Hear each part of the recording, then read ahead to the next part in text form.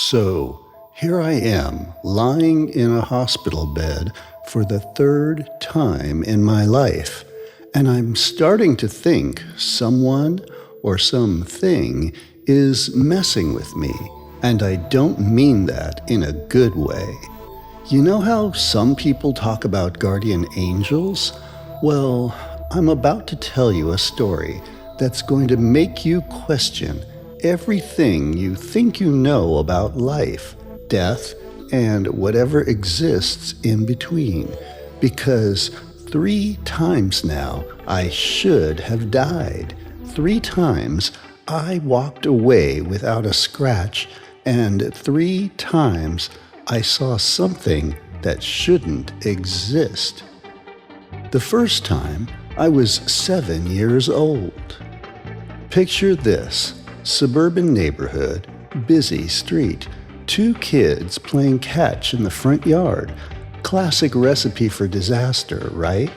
My sister Sarah and I were tossing a ball around, and let me tell you, her aim was about as good as a blindfolded pitcher, which, looking back, probably saved my life in the weirdest way possible. She threw the ball way off to the left, and it started rolling toward the street. Now, what does a 7-year-old do when their ball is getting away? Logic kicks in, obviously. I darted after it like my life depended on it. Spoiler alert, it almost did. I was so focused on that stupid ball that I didn't even look before running into the street. The next thing I knew, I was flying through the air like some kind of twisted superhero origin story. 15 feet up, they told me later. 15 feet? That's taller than most basketball hoops. But here's where it gets weird. As I'm falling back down to earth, knowing I'm about to become sidewalk pizza, I see this thing. And when I say thing, I mean I have no other word for it. It was glowing and had these massive wings, and it was right there beside me as I hit the asphalt. The pain was incredible. I felt my bones crack, heard them snap like twigs. My 7-year-old brain was screaming, "You're dying, you're dying, you're dying." But then this entity, this whatever it was, reached out and ran its hands over me from head to toe.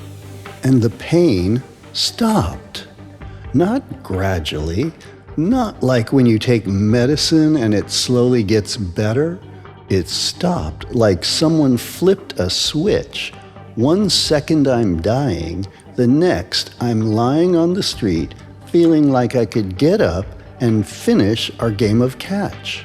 The entity disappeared right before Sarah and the driver reached me, gone, like it was never there. But I felt fine, better than fine. I wanted to get up and play. Can you imagine? I'd been hit by a car, thrown 15 feet in the air, and I wanted to play catch. At the hospital, the doctors were baffled. They ran every test they could think of: X-rays, CT scans, blood work. Nothing. Not one broken bone, not one bruise, not even a scrape. The doctor kept shaking his head, muttering something about miracles and impossible physics. My parents were relieved but confused. Sarah felt guilty for months, and me? I tucked that glowing winged thing away in the back of my mind and got on with being 7. Fast forward 10 years, I'm 17, full of teenage confidence and completely convinced I'm invincible. You know how 17-year-olds are. The world revolves around them. They know everything, and death is something that happens to other people. I was on a skiing trip with my youth group. My best friend Jake and I had this ongoing competition about everything. Who could eat more pizza?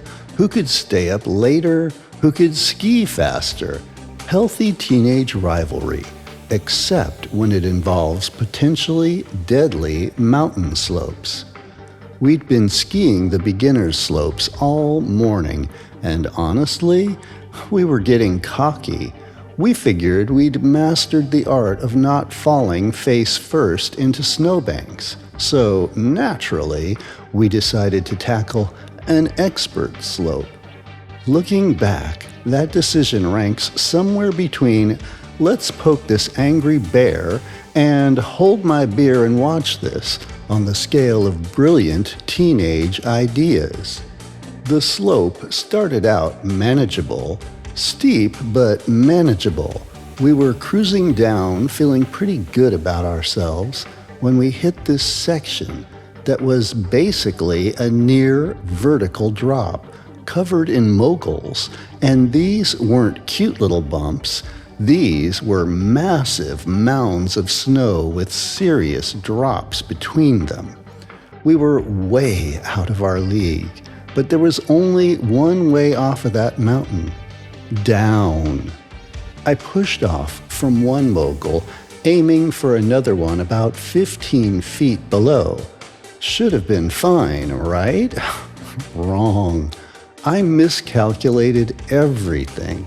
My balance, my speed, my landing angle. Instead of nailing the landing like some kind of snow-covered superhero, I went tumbling even further down the slope.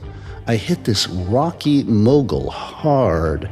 The snow was thin, and underneath was nothing but unforgiving granite. My head cracked against the rock, and I felt the same sensation from when I was 7, the crushing pain, the knowledge that something was seriously wrong. But then I saw it again, that same glowing entity, same massive wings, same impossible brightness. It appeared right beside me as I'm lying there in agony, and once again, it ran its hands over me from head to toe. The pain vanished. I'm talking about the kind of head injury that should have at least given me a concussion, probably a skull fracture, maybe worse. But as soon as that thing finished whatever it was doing, I felt fine. Better than fine. Jake was screaming down at me from somewhere up the slope. He'd seen me crash and was probably expecting to find me unconscious or worse. Instead, I got up, brushed the snow off of my jacket, and waved at him like nothing had happened. When he finally made it down to where I was, he couldn't believe it. He'd watched me hit that rock, heard the impact from 50 feet away, but there I was, standing around like I'd taken a gentle tumble instead of nearly splitting my skull open. The youth group leader wasn't taking any chances. Off to the hospital I went for round 2 of doctors being completely mystified by my apparent indestructibility. Same result as when I was 7. No injuries, internal or external. The doctors looked at my x-rays, looked at me, looked at the x-rays again. He actually asked if I was sure I'd hit my head. I had to convince him that yes, I definitely crashed into a rock at high speed. Now, I need to be clear about something. I'm not a religious person. I don't go to church. I don't pray before meals, and I definitely don't believe in guardian angels or divine intervention or any of that. I'm more of a science explains everything kind of person. But how do you explain this with science? How do you rationalize seeing the same impossible entity twice in 2 completely different near-death situations and walking away from both times without a scratch. I tried to convince myself it was hallucinations, trauma-induced visions, my brain's way of coping with extreme stress. That made sense, right? Except the healing part didn't make sense. You can't hallucinate your way out of broken bones and head trauma. So here's where the story gets really interesting, because I'm currently living through chapter 3. I'm 32 now, married, have a job, pay taxes, the whole adult thing. I'd almost managed to convince myself that those 2 incidents were flukes, coincidences, really, really weird coincidences. 3 weeks ago, I was driving home from work. Normal Tuesday evening, nothing special. I was stopped at a red light, mindlessly scrolling through my phone. Yeah, I know, bad habit. When I heard this horrible screeching sound, I looked up to see a semi-truck bearing down on me. The driver was clearly trying to stop, but he was going too fast. The road was wet, and physics wasn't on his side. I had maybe 2 seconds to process what was about to happen. 2 seconds to think, well, this is it, and brace for impact. The truck hit my car so hard, it spun me around 3 times before I slammed into a concrete barrier. My car was completely crushed. I mean, when the paramedics arrived, they couldn't believe anyone inside could have survived. But as I'm sitting there in my demolished car, feeling like every bone in my body is broken, I see it again. The entity. Same glowing light, same massive wings, same impossible presence. It appeared right there in my destroyed car, reached out and ran its hands over me from head to toe. And once again, the pain completely disappeared. The paramedics had to use the jaws of life to get me out of the car. They were expecting to find a body, or at least someone barely clinging to life. Instead, they found me sitting there, conscious and alert, asking if I could call my wife. Which brings us to now. I'm in the hospital, and this time I'm not leaving until I get some answers. The doctors are running every test imaginable. They're looking for hidden injuries, internal bleeding, delayed concussion symptoms, anything that might explain how I walked away from an accident that should have killed me. But I already know what they're going to find. Nothing. Same as the last 2 times. The thing is, I'm starting to get scared. Not of dying, but of living. What if this entity, whatever it is keeping me alive for some reason? What if there's a purpose I'm supposed to fulfill? What if I'm supposed to do something and keep missing the point? Or worse, what if it's not trying to help me at all? What if it's keeping me alive because it needs something from me? I keep asking myself the same questions over and over. Why me? Why 3 times? Why does this thing keep showing up right when I'm about to die? And the biggest question of all, what happens when it stops showing up? Because here's what really terrifies me. What if there's a 4th time and the entity doesn't come? What if whatever cosmic protection I've been getting runs out? What if next time I actually die? Or what if it keeps happening? What if I'm stuck in this endless cycle of near-death experiences and miraculous recoveries? What kind of life is that? The nurse came in about an hour ago with my test results. Clean bill of health, as expected, but she also brought something else, a newspaper clipping.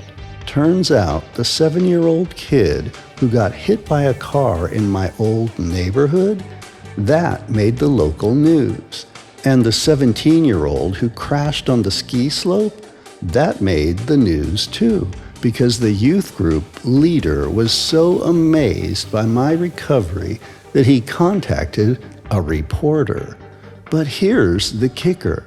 The newspaper ran a follow-up story after my car accident. 3 miraculous survivals.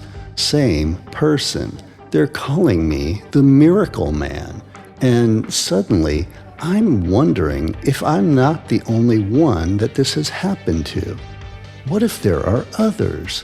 What if there are people all over the world who've seen the same glowing entity experience the same impossible healing? I don't have answers. I don't know what this thing is, why it keeps saving me, or what it wants from me. But I know one thing for sure. I'm done pretending it's not real. So if you're out there and you've experienced something similar, I want to hear from you, because maybe together we can figure out what's really going on. Maybe we can figure out why some of us get guardian angels and others don't. Maybe we can figure out if we're being protected or if we're being saved for something bigger. Or maybe we'll never know. Maybe that's the point. But one thing's for sure, I'm paying attention now, and the next time I see that glowing entity, I'm going to ask it some questions, assuming it gives me the chance. Because something tells me the 4th time might be the last time, and I'm not sure I'm ready for that conversation. Thanks for listening. I truly, truly appreciate it. And if you're so compelled, please like or comment, because I really do enjoy hearing from you about what you like or didn't like about my stories. Thanks, and have a frightfully fun day.